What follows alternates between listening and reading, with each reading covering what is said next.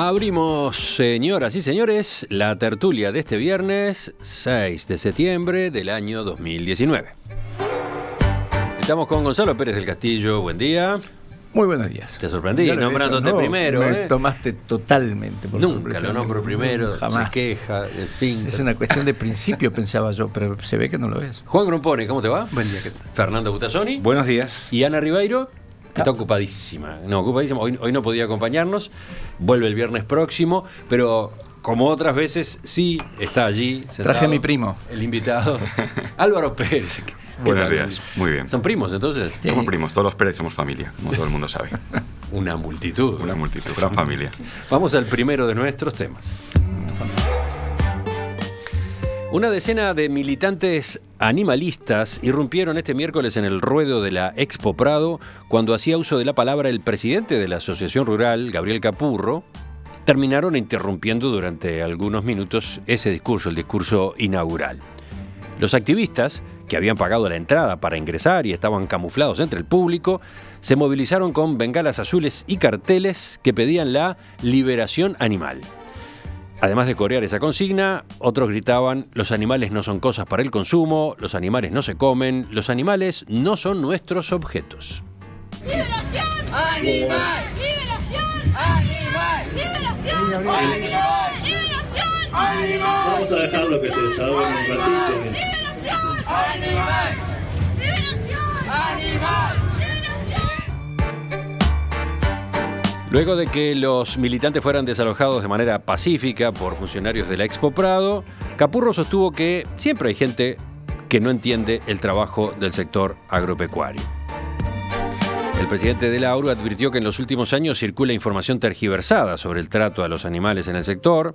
Vamos a seguir trabajando, no desde el punto de vista emocional, sino con el respaldo científico que tienen que tener las cosas, continuó diciendo. Esto, la irrupción de defensores de animales, nunca se había registrado en la Expo Prado. Sí habían existido acciones similares durante las jineteadas de la Semana Criolla. Y sí hay antecedentes en otros países, ¿no? Estas movilizaciones no son un invento uruguayo. Por ejemplo, hace un mes, en Buenos Aires, un grupo de unos 40 veganos irrumpió en la Expo Rural de la Sociedad Rural Argentina protestando contra la muerte y la explotación de animales. ¿Qué dicen? ¿Qué dicen sobre este tema? Bueno, empiezo yo. Dale. Bueno, creo que lo primero que a mí me gustaría señalar es que a mí me parece que hay que tomar muy en serio estos planteos, digamos, o estas reflexiones, o estas agitaciones, o estas movilizaciones. Me parece que la tendencia a tomarlo como para la broma o para el ridículo, no solo es dañino, sino que impide profundizar y criticar seriamente este movimiento o estas ideas.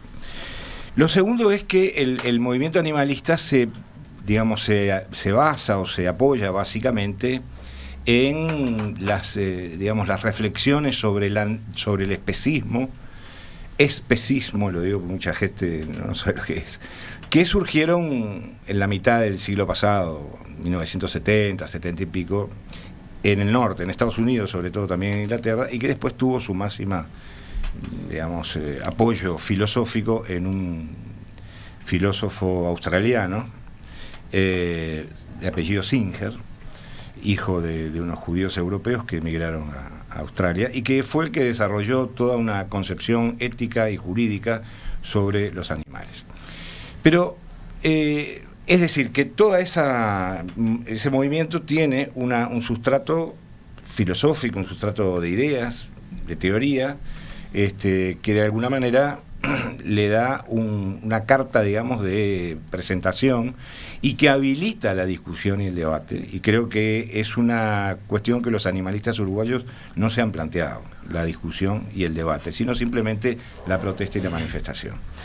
Yo creo que hay muchas maneras de abordar el tema, pero en esta primera intervención voy a asumir una básica, que es la de el sentido común. El sentido común para reflexionar sobre la problemática. Y a mí se me ocurrieron algunas preguntas.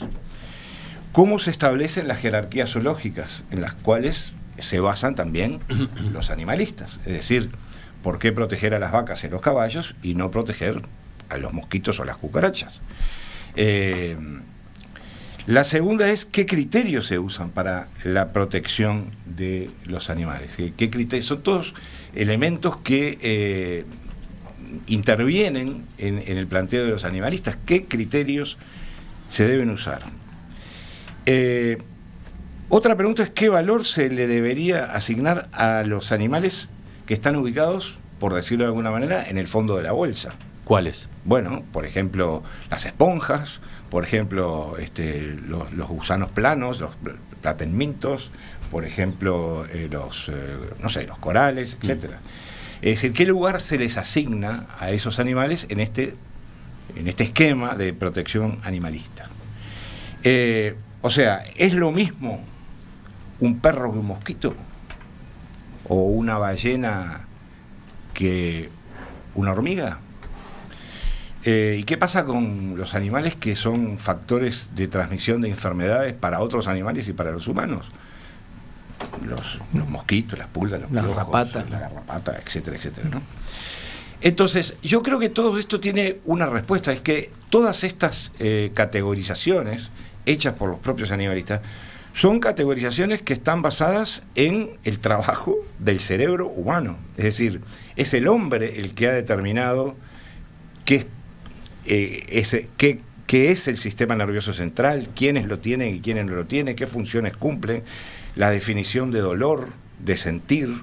Son todas definiciones que parten de una base que es humana, que es el logos. Por lo tanto, me parece que el movimiento en sí tiene una especie de gran contradicción, de gran nudo ahí difícil de desatar, si no es con un corte, que está vinculado con, por decirlo con palabras sencillas, por dónde se pasa la línea divisoria. Porque también hay que decir que existe un movimiento de liberación vegetal, y no es en broma, es en serio, en el cual se plantea, bueno, que las plantas tienen, hay un filósofo incluso que ha planteado que los árboles son sujetos de derecho. Entonces, me parece que esto amerita un debate en serio y no un circo de tirar unas bengalas y hacer ruido, y no sentarse a discutir seriamente sobre una problemática que afecta al ser humano y su relacionamiento con el resto de la vida en el planeta. Bueno, después de la intervención de Fernando, que de algún modo marcó la discusión, los escucho a los demás. Muy bien. No, me pareció excelente la intervención de Fernando. Yo voy a profundizar en eso, porque me parece que lo coloca y le voy a dar algunas vueltas de tuerca más. El derecho a la vida es axiomático, es decir, es tan evidente que no necesita ser demostrado. Para los seres humanos es un derecho del ser humano. Es decir, el derecho humano fundamental es el derecho a la vida. Y los humanos interpretamos eso como que eso se aplica a nosotros, pero no a los animales, no al resto de los seres vivientes. Con respecto a los animales, y la verdad es que no había entrado en esa disquisición de dónde pones la raya entre un animal que siente y los demás, pero es interesante. Pero con respecto a los animales voy a decir esto. Yo los clasificaría en tres categorías. Es decir, los que viven en la jungla, con la ley de la jungla, es decir, que tienen que matar para sobrevivir, porque si no, no sobreviven. Es decir, o los matan a ellos o matan ellos. Eso es una categoría de animales. Después están los que viven en lo que lo puedo definir como un campo de exterminio, que son los animales que los humanos creamos para comérnoslos. Eso es equivalente a un campo de exterminio. Terminan todos masacrados. Y después están otra categoría de animales que son las mascotas. Entonces aquí, y vuelvo a lo que decía Fernando recién, a las mascotas nosotros les reconocemos, los hemos humanizado, es decir, les reconocemos que tienen sentimientos, que eso es lo que vos te referías, ¿no? Las mascotas se alegran, se entristecen, extrañan, sienten dolor, sienten miedo, sienten terror, y nosotros compartimos eso con ese animal porque le hemos atribuido condiciones humanas. Entonces, con el perro tuyo, vos te das cuenta que tiene todos los sentimientos que tienen los seres humanos y vos se los respetás. Ahora, esto tiene dos consecuencias para mí que son muy importantes. La primera es que si nosotros como seres humanos tenemos esa absoluta falta de sensibilidad para lo que es el miedo, el terror de los animales, esa absoluta falta de sensibilidad es muy fácilmente transportable a otros seres humanos que tienen una raza distinta, color de piel distinto, cultura distinta, fácilmente. Porque vos en realidad tenés una falta de sensibilidad absoluta por el dolor, el sufrimiento de los demás. Se lo aplicás a los animales y fácilmente se pasa a otro. Y una segunda consideración que también me causa esto es que si nosotros somos incapaces de ser sensibles ante animales que es evidente que sufren, que tienen miedo, que tienen alegría, que tienen sentimientos, y no somos capaces de resolver ese tema porque somos insensibles a eso, vamos a ser mucho más insensibles para resolver temas como el cuidado de la capa de ozono, el mar, cosas que no tienen vida y que todo el mundo está de acuerdo hoy día es absolutamente indispensable para la sobrevivencia de la humanidad. Entonces creo que aquí hay temas muy de fondo. Capaz que nos fuimos demasiado a fondo. Demasiado a fondo, pero es verdad, pero es así. Y viene acaso, porque estoy de acuerdo también con Fernando, que algunas de estas manifestaciones sobre las cuales hablaré después son bastante superficiales con relación a lo que es el problema de fondo de verdad. ¿Cómo siguen ustedes? A ver, porque esto ha ido levando y levando. Bueno, sigo yo para seguir elevándolo. No, yo creo que el problema ¿Vas a bajar a tierra? El problema es un problema de equilibrio, ni tanto ni tampoco. Yo digo, defender a los animales está bien, porque en definitiva lo que hay de fondo y de bueno es una apuesta por defender la naturaleza, ¿no? Entonces, en ese sentido, defender los animales, los vegetales, el mar, la atmósfera, todo eso, está bien. Porque creo que lo que es esencial es que estamos defendiendo la naturaleza. Personalizar a los animales es una especie de perversión, ¿no? que altera el equilibrio. Ahora, lo que está mal es precisamente exagerar. Elevar los animales al mismo nivel que los seres humanos es un error. Es decir, eso es un error, francamente. Yo lo creo así. Es decir, que las mascotas podrán tener sentimientos, pero también las amibas deberían tenerlo, ¿no? Es decir, tienen sensibilidad, son sensibles, es decir, si uno las irrita, se disparan y hacen todas esas cosas. De modo que no hay límite para eso, sensibles son todos. Sensibles son los vegetales, si uno los poda, reaccionan, ¿no? De modo que yo creo que acá el gran juez de todo esto, el gran juez de la naturaleza es Darwin. Es decir, no hay que olvidarse de que los seres vivos son el resultado de una evolución, que están en una dinámica, y nosotros formamos parte de esa dinámica. Uh-huh. Como decía una frase que me gusta repetir hasta el infinito, una frase de Benjamin Franklin: los seres humanos son animales que fabrican herramientas. Uh-huh. ¿No? Es decir, somos parte de la naturaleza. Y eso lo dijo bastante antes que Darwin, ¿eh? Bueno, yo creo que el tema que ahora de los animalistas se vincula básicamente con los vegetarianos y los veganos, y que son un tema de moda, ¿no? Es decir, de alimentación. Y en este punto nuevamente hay que ser una cuestión de equilibrio, es decir, porque no hay que olvidar que los seres humanos siempre fueron cazadores, hasta apenas hace unos 10.000 años que empezamos a alimentarnos con vegetales, con agricultura. Es decir, hasta que no apareció la agricultura, el consumo de vegetales era absolutamente marginal. Es decir, pero el ser humano, es decir, el Homo sapiens, que uno de nuestros antepasados era esencialmente cazador, y eso lo sabemos por toda la evidencia que tenemos. La ley de la jungla. Lo que tú estás diciendo es que, sí, es que en la escala zoológica nos corresponde ser cazadores omnívoros, ¿no? Aquel ser humano no respetaba demasiado a otros animales. Por supuesto que no. Cuando tenía que comer, los mataba y punto. Exactamente. Es decir, Darwin es el juez. Es decir, la supervivencia de lo más apto, la supervivencia de la vida es lo esencial. Y pues, si para eso hay que matar a un animal, se mata. Y si para eso hay que, inclusive el hombre fue carroñero, es decir, nos peleamos muchísimo con las hienas y con los tigres dientes de sable y todo ese tipo de cosas. Es decir, nuestro pasado Por eso digo, el juez es siempre Darwin, ¿no? Es decir, que no olvidemos de nuestra historia, porque eso es lo que realmente da la medida de las cosas, ¿no? ¿Y Álvaro, cómo se mete en esta discusión? Miren, esta semana pasada en España, unas chicas de un colectivo animalista de un pueblo de Gerona grabaron un video que se hizo viral en el que arrojaban al suelo unos huevos y reclamaban que los huevos eran propiedad de las gallinas, que no se les podían quitar, y hablaban también de que habían separado a las gallinas de los gallos porque los gallos violaban a las gallinas. Bueno, como pueden imaginar, y como se ha oído en esta mesa, la primera reacción de la gente fue la risa, ¿no? Porque claro, es una cosa que uno puede parecer que da para la broma, la cosa se hizo viral, fueron a la televisión, en fin. Pero, como ha dicho Fernando, es un tema que nos podemos quedar con esa anécdota o podemos pensar en la categoría. Y la categoría va mucho más allá de la butade de hacer una performance rompiendo los huevos. Tenemos, según datos que dan los propios veganos en Uruguay, 120.000 personas vegetarianas o veganas, que es una proporción de gente no menor, como ha dicho Juan, es un fenómeno que va en aumento. Tenemos personas que hacen vigilias en las que acompañan a los animales antes de morir en el matadero. Entonces, a ver, remarco lo que acaba de decir Álvaro, eso existe en Uruguay. Eso existe en Uruguay. Hay grupos que se agolpan en las puertas de un frigorífico y esperan a que llegue el camión con el ganado que va a ser sacrificado para producir carne.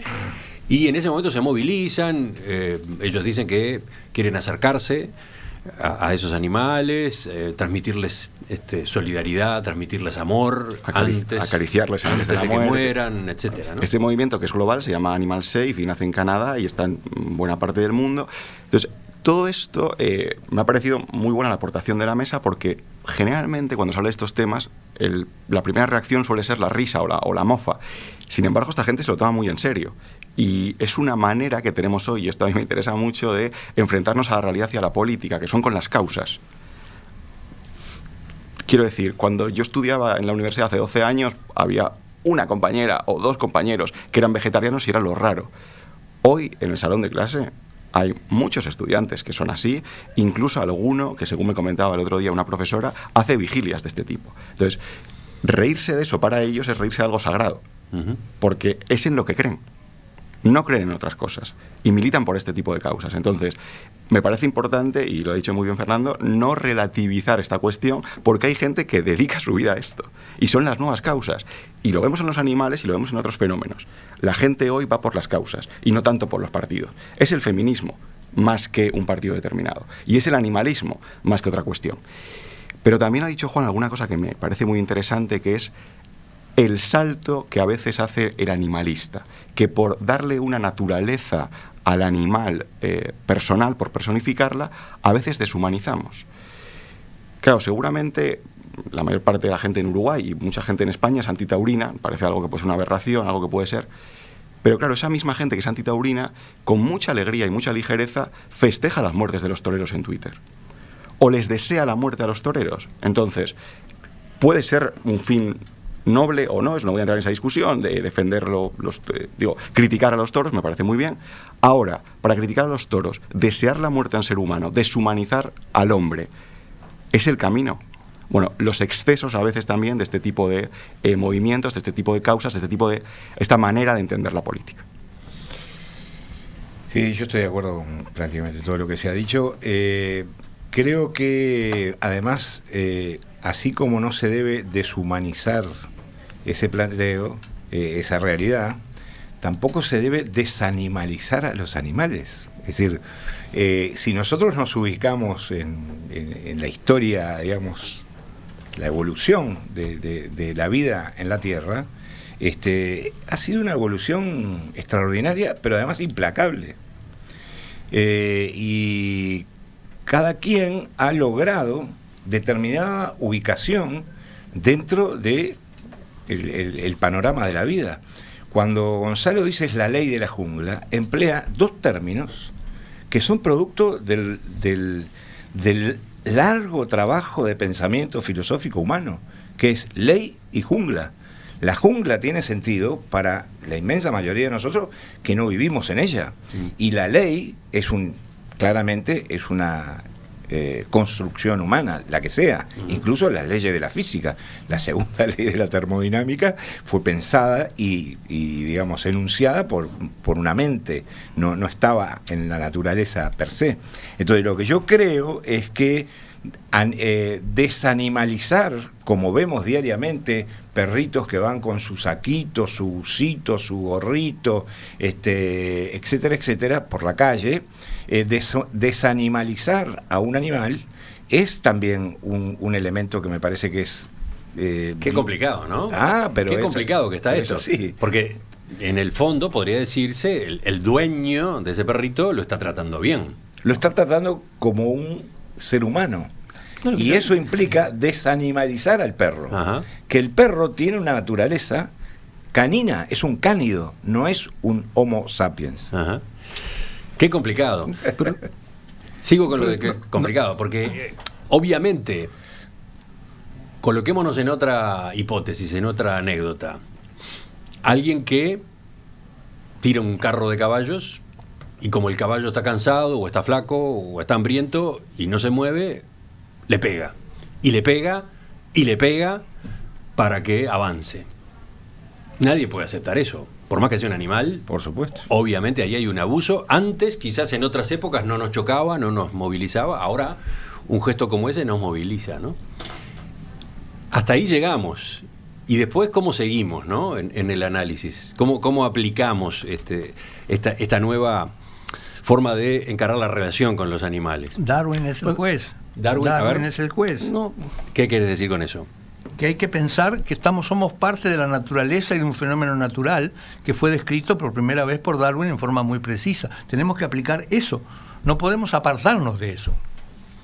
sí, pero mirá que Darwin nunca dijo que los animales no tienen sentimientos. Por supuesto que no. Que no dijo que los animales, si vos convivís con un animal, que es lo que pasa con las mascotas y por eso terminan en estas cosas, vos los humanizás de cierta forma, podés utilizar ese término u otro, vos te das cuenta que los animales viven, por ejemplo, estas casas, que son una de las cosas que Singer ataca, que son las casas con los perros. Que se cazan zorros o se cazan jabalíes, caza, por ejemplo. con Caza con Z. Perdón, tengo que pronunciar bien en la presencia de mi primo. El jabalí o el zorro que termina acorralado por esos perros mordiéndolo, si tú le mirás la expresión, ese está muerto de miedo, es terrorista, eso es una tortura. Y no es que ellos no sientan, que porque es un animal no siente miedo y no siente dolor, ni siente y además siente que lo van a matar. Es decir, digo, desconocer eso. Nosotros lo que hemos hecho es cerrado ese capítulo, es decir, estos animales no importa, no sienten. Hacemos de forma como que eso no existiera. Y yo creo que eso es un enorme error. Yo creo que hay que empezar a incorporar estas cosas. Y ahí es donde yo creo que el movimiento animalista le erra en dónde pone el énfasis. Porque empiezan a hacer por eso que termina en una cuestión risible. Tú mencionaste el feminismo o el movimiento de los derechos civiles. Yo creo que el feminismo está muy bien enfocado en que lo central es que la mujer y el hombre tienen que tener los mismos derechos y oportunidades. Eso es lo central. Y después aparece esta gente que hace cosas que vos decís, bueno, en vez de apoyar el movimiento feminista. Y yo creo que aquí, lamentablemente, lo central no está bien enfocado. ¿Y cuál es lo central? ¿Qué es lo central es que tú tenés que aprender a respetar los otros seres vivos. Okay. Y ahí entramos en la discusión que tú decís, ¿en qué momento es que tú pones la raya? No. Ahora, yo la pongo en un animal más, que sufre. Te la pongo más crudamente, no en qué momento, sino a qué animales respetás y a qué animales decidís no respetar. En definitiva, es una decisión humana. Voy a un ejemplo práctico, tratando de interpretar a Fernando. Si tenés un mosquito acá en tu mano, picándote y por lo tanto generándote un dolor fenomenal y quizás hasta transmitiéndote una enfermedad, ¿qué haces con el mosquito? Lo matás. Ese mosquito no está donde debería estar. No, posible. ¿Pero el mosquito no sufre? No hay una... No, él no sabe. No tiene manera de saber pero sufre, no si lo tiene sé. Ojos de pánico. No lo sé. Lo que sí te tiene. digo es que el aire no sufre, el agua no sufre. Y sin embargo vamos a tener que aprender a respetar esas cosas. Álvaro. Solamente una anécdota histórica para ver que resolver este tema no es muy fácil. Claro, si uno empieza a plantearse cómo hacer para proteger esa sensibilidad y esos seres vivos, claro, uno tiende a pensar desde el punto de vista humano en la ley, en el derecho, en la justicia. Por ejemplo, en España el año pasado se cambió la naturaleza de los animales. Antes eran cosas y ahora pasan a ser seres vivos. Es una cuestión práctica. Por ejemplo, cuando hay una ley de hipotecas y es una cosa, el banco se le queda al perro. Bueno, si deja de ser una cosa, lo podemos gestionar de otra manera. Pero hay una anécdota histórica de un pueblo de Francia, en 1300 y pico, en Falaise, me parece que se llama el lugar, que hubo un chancho que estaba un niño suelto mientras sus padres estaban en otro lugar por el establo, y el chancho se comió el bracito y parte de la cara del niño hasta que los aldeanos del lugar llegaron, le sacaron al niño, pero el niño murió. Y el conde, o el amo del lugar, por así decirlo, decidió hacer un juicio público al chancho, llevó a todos los dueños de otros chanchos para ver el escarmiento, se juzgó al chancho y se le condenó a morir en el espacio público como había muerto el niño. O sea, se le cortaron los brazos y el hocico. Claro, si al chancho lo naturalizamos, le ponemos esa naturaleza jurídica, le tenemos que tratar también como a un ser humano y le juzgamos. Es decir, ¿qué pasa si un caballo agrede a una cebra? O bueno, no sé, ya me entienden, a un perro. También le juzgamos y le castigamos, como diría la ley que castigamos. Ese es el tema, por eso el tema es muy complejo, incluso filosóficamente, ¿no? Claro, porque los animales pueden ser sujetos de derecho, pero todo sujeto de derecho tiene su correspondiente obligación. Y los animales no pueden asumir obligaciones de comportamiento. Bueno, exacto, y ahí está la diferencia entre el animal y el ser humano. Por eso la complejidad del asunto. Que uno puede decir, hombre, hacer sufrir a un animal es una cosa que el sentido común, el menos común de los sentidos, ¿no? Como dicen, que apuntaba Fernando, puede decirnos que, pero por otra parte... Perdón, el sentido común de estos tiempos. De estos tiempos, efectivamente. El sentido común de estos tiempos. Porque hay actitudes ante los animales que hoy nos indignan y nos sublevan, que hace 100 años eran lo más natural del mundo y hace 200 ni te cuento. ¿Y el sentido común de estos tiempos y dónde? Porque ¿dónde saca los votos el partido animalista generalmente? ¿En la ciudad o en el campo? Claro. La gente que está habitualmente con los animales son los que son más animalistas. Entonces, por eso digo que es un problema que efectivamente no es para tomarse a broma, porque tiene muchas aristas y es de verdad complejo. ¿Sí? Complejo, ese fue el término que utilicé yo más de una vez. Trancado, lo utilicé a partir de mi desconcierto. Estoy tratando de entender, tratando de pensar en un asunto que hasta ahora quizás yo por lo menos no había encarado con esta profundidad. ¿Juan? Yo quiero retomar el ejemplo del jabalí y el acosado por los perros, ¿no? Es decir, que el jabalí, seguramente los lobos acosaron algunas veces a los jabalíes en el momento en que sin interferencia humana, y eso ahí Darwin era el juez. Es decir, sí, los perros lo acosaban y posiblemente el jabalí tuviera miedo, pero eso era parte de un fenómeno natural. Ahora, lo que está mal en eso es que eso se está haciendo por iniciativa humana para diversión. Es decir, eso es lo que está mal.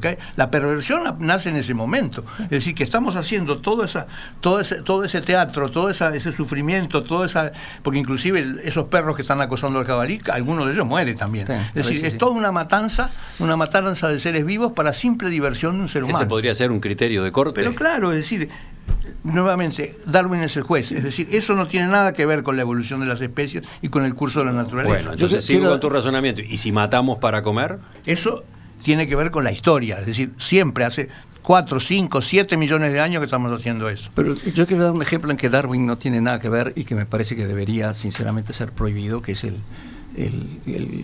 la producción de foie gras, que es verdaderamente una cosa de un terrorismo inusitado, que es que a un pobre ganso se le alimenta con alimentos tóxicos a prepotencia durante toda su vida, hasta que el hígado le revienta, y entonces ahí se le sacrifica y se saca el foie gras, que es riquísimo verdaderamente, pero yo sinceramente me prohibí, no comería más foie gras si no se permitiera que a un ser vivo como este pobre ganso se le hiciera ese tipo de cosas. Señor ingeniero agrónomo, y usted come una vaca obesa que ha sido seleccionada fuera de todo lo natural, que no tiene la musculatura y que es incapaz de saltar y de defenderse porque produce una mejor carne. No, es decir, la carne que comemos de las vacas es tan artificial como el foie gras. No, porque el foie gras está hecho en base a la tortura de un animal desde que nace. Y la vaca no. La vaca está, como yo digo, la vaca está en un campo de concentración. La están engordando para matarla. Yo insisto que acá todos estamos usando categorías humanas. La tortura, el campo de concentración, el sentido, los sentidos, el miedo, etcétera, etcétera. Son todas categorías creadas por una especie animal que se comporta de determinada manera porque ha tenido determinada evolución biológica. Claro, pero ¿y cómo vamos a salvar Entonces, el medio ambiente, Fernando, si no es con categorías humanas? Claro que sí. Tenemos que empezar a ver que estas otras cosas que son mucho más inermes que los animales también tienen su vida y que la vida de ellos depende de la vida nuestra. Te voy a decir, se llama Christopher Stone, es una autoridad en ética medioambiental norteamericano. Escribió un libro sobre los derechos de los árboles, los derechos jurídicos de los árboles, y formó parte de ese movimiento de liberación vegetal. Es decir, que hay sustancia como para estudiar y analizar todo el conjunto de la problemática. Y traigo lo de los árboles no por un pintoresquismo, sino porque Uruguay se está convirtiendo en un gran campo de concentración de eucaliptos. Claro. Entonces, y uno ve pasar los camiones con los eucaliptos ya muertos, tendidos sobre los camiones rumbo al puerto. Entonces me parece que vuelvo al principio. Otro oyente plantea otra pregunta. ¿No sufre un frutal cuando le arrancamos una manzana? Claro. Sí. Es decir, así podemos seguir ad infinitum. Lo que yo creo que tiene que haber un sentido común, vuelvo a repetir, basado en criterios razonables y científicos, por el cual no sea igual castigar a un caballo, como vos decías, a palos para que avance y tire del carro, que una carrera de caballos. Son dos cosas distintas. Sí, y la otra cosa insólita es por qué se prohíben las carreras de perros y no las carreras de caballos. Eso es otra de estas iniciativas de los animalistas que yo sinceramente no la entiendo y no entiendo por qué. Creo que apenas si hemos ingresado en esta discusión. Me da la impresión de que ha servido para sacar del medio simplificaciones, claro, pero no resolvimos nada. No, claro. Por eso yo decía al principio nada. Que era necesario sentarse a debatir en serio, sobre todo con los animalistas. Un último elemento. Les recomiendo a todos un ensayo de un filósofo francés que se llama Francis Wolff, pese al apellido se dedica al tema, que se llama La utopía animalista. Está en un libro que en español se titula 3 utopías contemporáneas. Es un libro traducido recientemente a nuestro idioma. Ya volvemos, ya continuamos en la tertulia de los viernes.